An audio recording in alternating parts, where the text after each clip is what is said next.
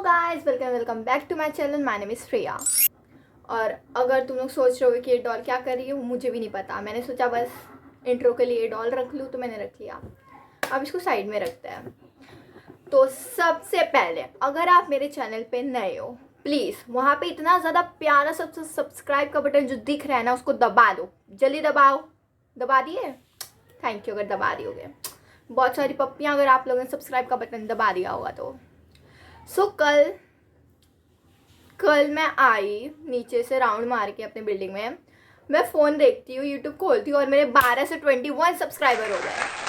इतनी खुशी हो रही है ना मेरे को। भाई कौन है वो 21 लोग? कौन है इतने प्यारे कुच्चू पुच्चू लोग जिनने मुझे सब्सक्राइब कर दिया? बहुत सारा प्यार गाइस 21 लोगों को। और प्लीज़ अगर आप लोग नए हो चैनल पर तो सब्सक्राइब कर दो। तो आज की है वो है स्टोरी टाइम वीडियो। मैंने एक स्टोरी टाइम वीडियो डाली थी, my best friend betrayed me. तो उस पर भाई कल रात को 60 व्यूज़ आ गए हैं। तो मैंने आपको उसमें बोला था कि मैं बिल्डिंग वाला भी स्टोरी टाइम डालूंगी, तो आज वो बिल्डिंग वाला स्टोरी टाइम है।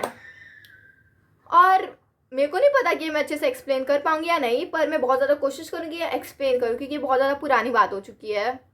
और मतलब मेरे को छोटे छोटे ऐसे हिस्से जो होते हैं ना, वो मुझे याद है, तो मैं आपको वो सब बता दूंगी। So without wasting any of your life time, let's get into the video. So ये स्टोरी टाइम है मेरी बिल्डिंग की। सच बताओ, मेरा बिल्डिंग में आज तक एक अच्छा फ्रेंड नहीं बना है, एक अच्छा फ्रेंड नहीं बना है। एक दीदी है, वो मेरी फ्रेंड है बस। वो भी ऑफिस जाती रहती है, हम लोग 2 महीने में एक बार मिलते हैं, वो भी शायद। और फ़ोन पे भी बात बहुत कम होती है। वही एक दीदी मेरी बहुत अच्छी दोस्त है। और आज तक मेरा एक अच्छा दोस्त नहीं बना है बिल्डिंग में। तो इस बिल्डिंग में शिफ्ट हुई थी मैं थर्ड या फोर्थ में शिफ्ट हुई थी मैं इस बिल्डिंग में। मैं आई थी, भाई अच्छी बिल्डिंग है, नई बिल्डिंग है, वो हो गया। फिर मैं बहुत ज़्यादा ऐसे इंट्रोवर्ट टाइप थी जब मैं छोड़ी थी। तो मतलब जब मैं नई नई बिल्डिंग में आई थी, मैं बहुत ज़्यादा इतनी इंट्रोवर्ट थी। अब मैं बहुत ज़्यादा एक्सट्रोवर्ट हूँ। मतलब कोई अनजाने आदमी होगा, मैं उससे जाके बात कर लूँगी। मैं बहुत ज़्यादा एक्सट्रोवर्ट हूँ। तो जब मैं बिल्डिंग में आई थी ना, तो वहाँ पे ना मतलब कुछ ऐसा, जो लोग होते हैं ना, मतलब जो बिल्डिंग के जो सारे बच्चे खेलते हैं, तो उनका मतलब लीडर होता है एक, जिससे ये बोलेंगे किसके साथ खेलना है नहीं खेलना, वो लोग डिसाइड करते हैं। अगर वो लोग लीडर लोग उससे बात नहीं कर रहे उस बच्चे से जो आया है, तो वो कोई नहीं उससे अच्छे से बात करता है। तो वही वो लोग थे। और पहले ही दिन 2 बेस्ट फ्रेंड थी, वो लीडर थी उस ग्रुप की। 2 बेस्ट फ्रेंड। एक नंबर का क्या रखते हैं, एक का नाम रखते हैं, भाई मुझे नाम रखना नहीं आता यार, आलू पटेटो। एक का नाम आलू, एक का नाम पटेटो, ठीक है। अब जज मत करना मैंने कैसा नाम रखा है, मुझे नहीं आता नाम रखने। तो एक का नाम आलू पटेटो। और ये गार्डन है, आलू पटेटो यहाँ खड़े हुए हैं, मैं यहाँ खड़ी हुई, और मैं गलती से एक पटेटो के ऊपर, मतलब उसको थोड़ा ऐसा मेरा धक्का लग गया, तो वो गिर गई। और उसको मतलब कुछ भी नहीं लगा गिरने से, भाई उसका एक खरोच तक नहीं आई। फिर वो आलू पटेटो मेरे दुश्मन बन गए। फिर वो मैंने पटेटो को गिराया ना, फिर आलू मुझसे बोलती है कि तूने मेरी बेस्ट फ्रेंड को कैसे गिरा दिया, उसको इतनी चोट लगी। भाई उस लड़की को एक खरोच नहीं आए थे, और तब से वो लोग ने मुझसे आज तक अच्छे से बात नहीं की है। मैं इतनी बड़ी हो चुकी हूँ। थर्ड से मैं अभी मैं स्टैंडर्ड नहीं बताने वाली हूँ। जब Q&A होगा ना, जब मेरे 1000 सब्सक्राइबर होंगे, तब मैं बताऊँगी। मतलब मैं इतनी बड़ी हो चुकी हूँ भाई। तुम लोग इतने साल से तुम लोग ने मुझसे अच्छे से बात नहीं किया, बस वो चीज़ की वजह से कि मैं तुम लोग को, वो भी गलती से मेरा धक्का लग गया तुम लोग को, और वो थोड़ा ऐसे मतलब ऐसे हो गई तुम लोग, उसकी वजह से तुम लोग मुझसे बात नहीं करोगे। और फिर बिल्डिंग के फिर इतने अच्छे मेरे बिल्डिंग के लोग हैं कि वो लोग भी नहीं बात करते थे मुझसे। फिर मैं अकेले जाती थी, रहती थी। और फिर आई बिल्डिंग में एक दीदी जो मुझसे 2-3 साल बड़ी थी, वो दीदी। और तब मैं आ गई थी, शायद तब मैं थी 5th में आ गई होंगी, तब वो दीदी आई थी। तो फिर ना मतलब मेरे को ना, मतलब मैं ऐसी लड़की हूँ कि मैं अकेले रह ही नहीं सकती। मुझे बहुत ज़्यादा पहले ऑकवर्ड लगता था कि भाई ऐसा अकेले कैसे रहूँगी, फिर सब लोग क्या सोचेंगे, इसका कोई फ्रेंड नहीं है। तो मैंने सोचा ये दीदी को मैं अपना बेस्ट फ्रेंड फॉर एवर बना लूँगी।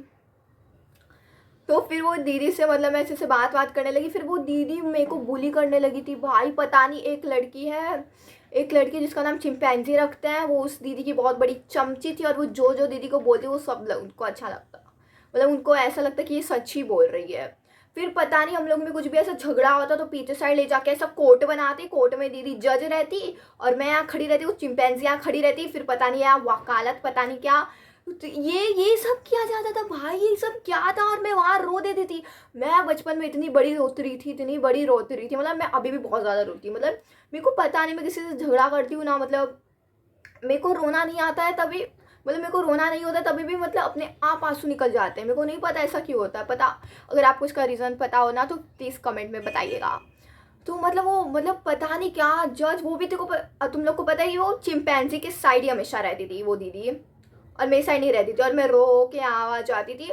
और फिर मैंने किसी से सबसे बात मैंने करना बंद कर दिया। तो फिर मैं झूले पे झूले पे मैं दोपहर को आके बैठती थी, शाम को आके बैठती थी सबसे पहले, क्योंकि फिर शाम को वो लोग जब आ जाते थे तो वो झूला नहीं देते थे किसी को, मुझे तो बिल्कुल नहीं देते थे, क्योंकि मैं तो उनकी फ्रेंड ही नहीं थी। वो लोग तो मुझे दुश्मन समझते, जबकि मैंने उनका कुछ भी नहीं उखाड़ा है, कुछ भी नहीं किया, तभी वो लोग पता नहीं मेरे को इतना सारा मेरा। और तुम्हें मैं बताऊंगी कि अभी 1 साल बाद वो दीदी के साथ क्या हुआ।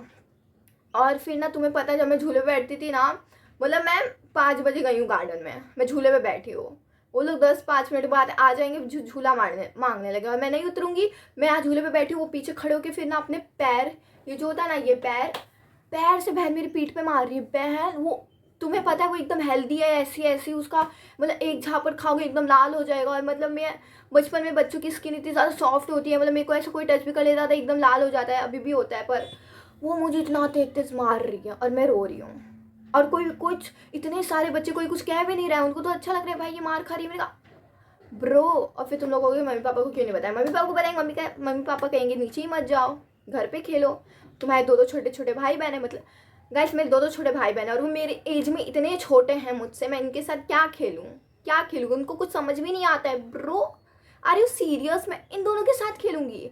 ऊपर से मेरी बहन यहाँ बैठी है, क्योंकि उसके मेरे पापा ने उसको बहुत ज़्यादा डांटा, क्योंकि सुबह से फ़ोन देख रही है। Shut up. तो एक बार और एक और इंसिडेंट था, वो चिंपैंजी के साथ ही। हम लोग पता नहीं मैं कौन सा लीडर बन रही थी, मैंने एक डंडा ढूंढा था, मैंने सोचा अब मैं लीडर हूँ, तो मैंने डंडा ना एक पेड़ के पीछे छुपा दिया। वो चिंपैंजी ने कहाँ से पा लिया, फिर वो मेरा डंडा लेके घूमने लगी बिल्डिंग में, और मैं जाके अपना डंडा देख रही हूँ तो वो पेड़ के पीछे नहीं था, तो मैं उससे लड़ने आ गई कि मेरा डंडा दे। फिर वो बोलती नहीं ये मेरा डंडा है, फिर हम लोग ऐसे लड़ने लगे, और मैं इतनी अच्छी बच्ची, मैंने उसको डंडे से नहीं मारा, उसके हाथ में डंडा था, वो मुझसे मारने लगे, मैंने छीना डंडा, तभी मैं उस लड़की को उस डंडे से नहीं मार रही थी, और वो मुझे डंडे से मारी इतना तेज। मैंने उसको डंडे से इसलिए नहीं मारा क्योंकि उसने मुझे इतना तेज मारा, उससे इतना दर्द हुआ, तो मैं उसको मारूंगी तो उसको भी बहुत ज़्यादा दर्द होगा, इसलिए मैं उससे मार नहीं रही थी। और वो लड़की मुझसे 1-2 साल छोटी थी। फिर ये हो रहा था, वो मार रही है मुझे, मैं उसको इतना कम मार रही हूँ। फिर उस लड़की के मम्मी पापा एकदम संकी इंसान, अपनी अपनी जो बच्चे हैं ना उनकी, उनको कभी ना ऐसे दिखाई नहीं देती है कि वो लोग कितने बेकार हैं, इतना कुछ कर रहे हैं इस लड़की के साथ। नहीं, मेरा बच्चा एकदम सही है, मेरा बच्चा कभी गलत नहीं हो सकता, तू गलत है। जबकि गलती तो उस लड़की की थी भाई, मेरी क्या गलती थी? जाके अपने पापा को बुला के लेकर आई, फिर सारा इल्ज़ाम मुझ पे डाल दिए।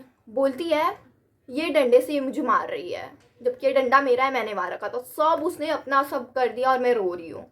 फिर वो बोलते चल तेरे मम्मी पापा को बताता हूँ, तेरे मम्मी पापा को लेके आता हूँ। फिर मैं यहाँ रो रही हूँ झूले पे बैठ के, वो लोग मेरे घर पे गए, मेरे डैडी को बता रहे हैं कि आपकी बेटी कैसी है, वो इससे 1 साल छोटी है, उसको डंडे से कैसे मार रही है। और मेरे मम्मी पापा को पता है कि ये लोग कितने संकी हैं, पागल लोग हैं, अपनी बेटी का साइड लेते। तो मेरे डैडी आए, फिर मैंने एकदम एकदम इतना तेज़ रोते रोते अपने डैडी को गले लगाया। फिर मैंने इनको बोला डैडी मैंने नहीं मारा था, उसने मुझे मारा था, सीसीटीवी देख लो।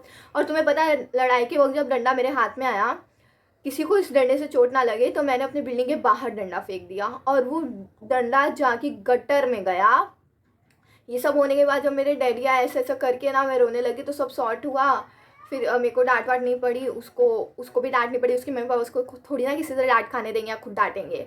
वो लड़की अपने पापा को लेके गई उस गटर से, उसने वो डंडा निकाला, उस डंडे को ढोल के वो मेरे को ला के दिखा के चिढ़ा रही थी। और मैं भी भाई भाई भाई छी, मैंने इसको फेंका था, ये गटर में था, तो उसको कैसे लेके आ सकती है? सी। तो तब से ना मतलब मैं अब तो नीचे जाती ही नहीं, मैं बिल्कुल नीचे नहीं जाती हूँ। मतलब मेरे को मेरे बिल्डिंग के जो बच्चे ना मुझे बिल्कुल नहीं पसंद है। और फिर मैं बहुत ज़्यादा, मेरे मम्मी पापा मेरे को फोर्स करते नीचे जाने को ना, तो मैं जाती हूँ एकदम रात को 9:30-10 बजे राउंड मारने, तभी भी लोग वहाँ रहते हैं, और लोग मुझे ऐसे देखते कि भाई मैं नहीं हूँ बिल्डिंग में। ब्रो मैं 4th स्टैंडर्ड से हूँ इस बिल्डिंग में।